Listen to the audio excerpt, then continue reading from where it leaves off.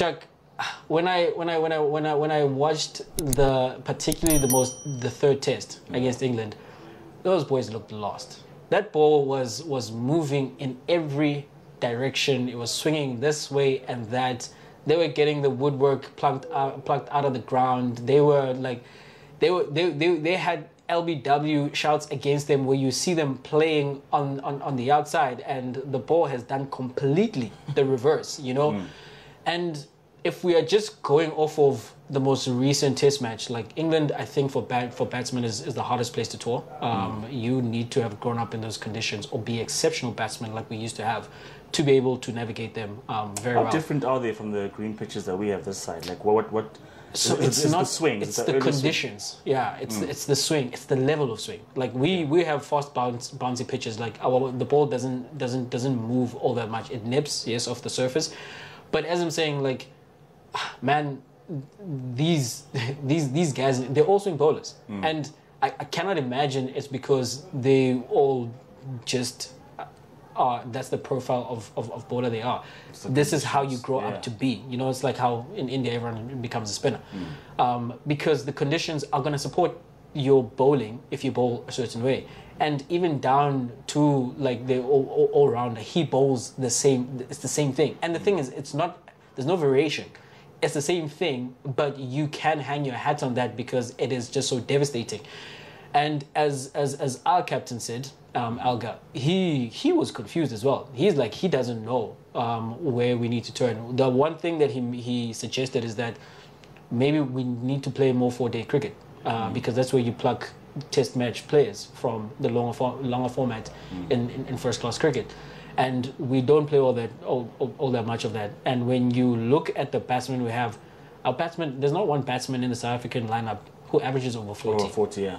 And also, although in the England side as well, it was just Uru who averages over 50. The rest, obviously, they were new faces as well, but not the traditional batsmen. They were also just under 40 as well. But yeah, I know what you mean. Also, when you get guys like an Avrier, a Zondo, a Peterson, all these guys, 2 of these guys are 32, one of them is 29, none of them have played 10 test matches.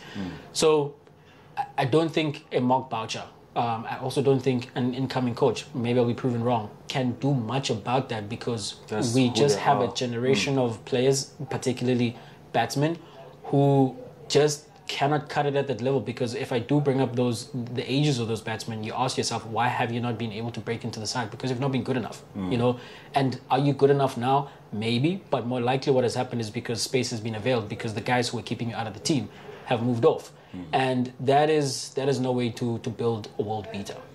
Look, I think maybe in the case of Ukayazon, because he's been on the fringes for so long, playing for a South African A, but never really getting into the actual sides. Even when he scored hundreds now, he's been overlooked, and I think I could back his own admission that he's been overlooked.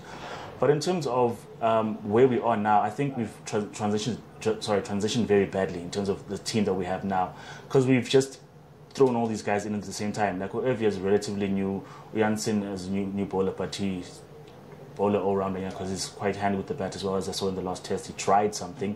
Malcolm has been struggling for a long time. We tried to be patient with him with test cricket. We've been waiting for Malcolm to show up, in test cricket. Yeah. And it doesn't make sense because in the shorter formats, he's producing. He started to produce. So why can't you translate that?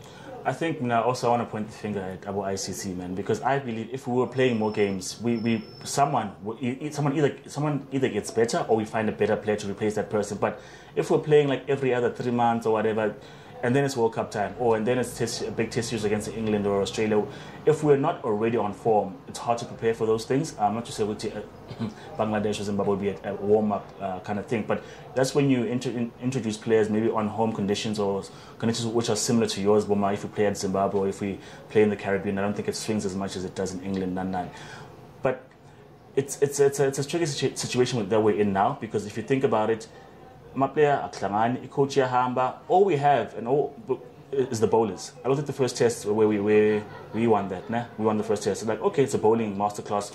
We bowled them off the pitch. Second test, we crumbled. They crumbled in the first match. We crumbled in the second match in terms of batting performance. And the third one, I thought to myself, okay, it has to balance out somewhere. Someone has to show Wuti, here's what we can do very well. And with us, unfortunately, it is still our bowling. Because Chuck, we're dismissing a side for 158 in the first innings. But still struggling. And we are losing by a big margin. Was it 8 9 wickets? wickets. 9. Like the bowling lineup, like bro, like on their way back, like someone needs to book them into a spa because their backs must hurt from carrying that entire team. And that's and I've said this before, you cannot expect your bowling lineup to dismiss teams for under 200 for you to just have a chance at winning like the match. It can't work like that. It really cannot work like that.